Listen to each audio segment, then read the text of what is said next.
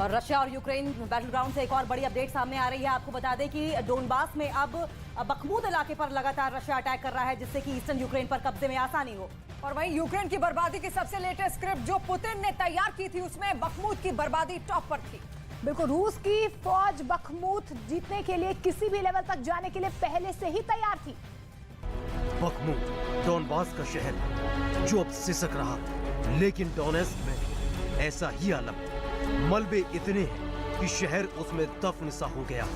इधर खेरसोन की हार के बाद फाइट बैक की कोशिश में पुतिन की फौज ने खार्किव में बारूद बिछा दिया।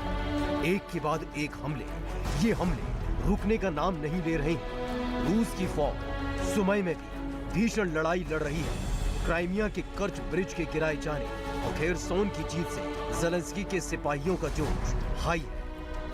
Протягом минулої доби противник завдав चूना लगाने वाली कंपनी के आईपीओ में निवेश करके पैसे के नुकसान से आप डर रहे हैं? बेस्ट आईपीओ निवेश करना चाहते हैं? फ्रीडम ऐप को डाउनलोड करें, आईपीओ निवेश में एक्सपर्ट बने।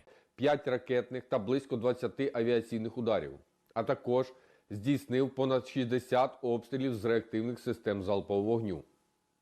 Ракетних ударів зазнали населені пункти Велика Писарівка Сумської області, а також Комишуваха, Григорівське і Юлівка на Запоріжжі. बखमूद को बर्बाद करने के लिए पुतिन ने हथियारों का इस्तेमाल का नया रिकॉर्ड दर्ज किया। बखमूद पर पुतिन की आर्मी ने सिर्फ 48 घंटे में 20 एयर स्ट्राइक किए, 60 रॉकेट बखमूद पर दाग दिए। यूक्रेन आर्मी के प्रवक्ता ने बताया कि शहर के करीब 20 आबादी वाले इलाके हमले में धू-धू कर जलते दिखे।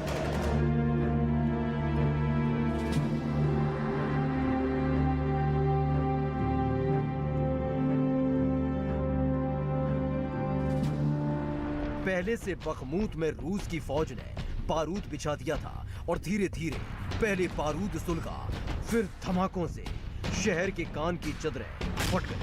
पूरा शहर शमशान लगने लगा। जिधर देखो तबाही ही तबाही। एक बार फिर आप नोट कर लें कि बखमूद पर रूस की जीत का मतलब है डोनेस्क और लुहांस्क पर रूस का झंडा तभी लहरा सकता था जब बखमूद वाली दीवार को राख कर दिया जाए। पुतिन कामयाब रहे।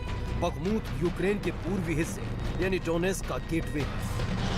यहाँ रूस की फौज के होने का मतलब है डोनेस्क की जीत की चाबी अब पुतिन के पास है। लड़ाई भीषण होगी, लेकिन ये पक्का लग रहा है कि जो पुतिन को रोकने की कोशिश करेंगे उन्हें भी बखमूद की तरह तबाह और बर्बाद कर दिया जाएगा। पुतिन इस बार आग उगल रहे हैं। यूक्रेन की बर्बादी की सबसे लेटेस्ट स्क्रिप्ट जो पुतिन ने तैयार की थी, उसमें बखमूद की बर्बादी टॉप पर थी। रूस की फौज बखमूद जीतने के लिए किसी भी लेवल तक जाने के लिए पहले से तैयार थी। युद्ध की विभीषिका में लोगों के घर चढ़ते तो ये बाशिंदों की गलती है कि उन्हें आशियाना युद्ध की तारीख पूछकर क्यों नहीं बनाए। बखमूद स्वाहा हो गया और यूक्रेन के सुप्रीम कमांडर ज़ेलेंस्की ये मैसेज पूरी दुनिया तक प्रसारित कर रहे हैं।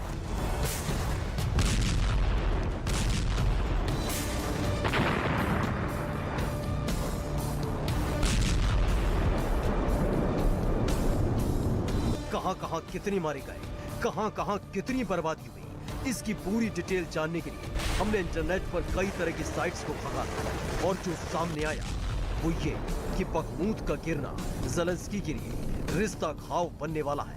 बखमूद के ढहने का मतलब है पुतिन खेरसोन की हार से उबर रहे हैं। परमाणु बम के इस्तेमाल की धमकियों के बीच बखमूद का मिट जाना पुतिन के फाइट बैक का सबसे ताजा उदाहरण है।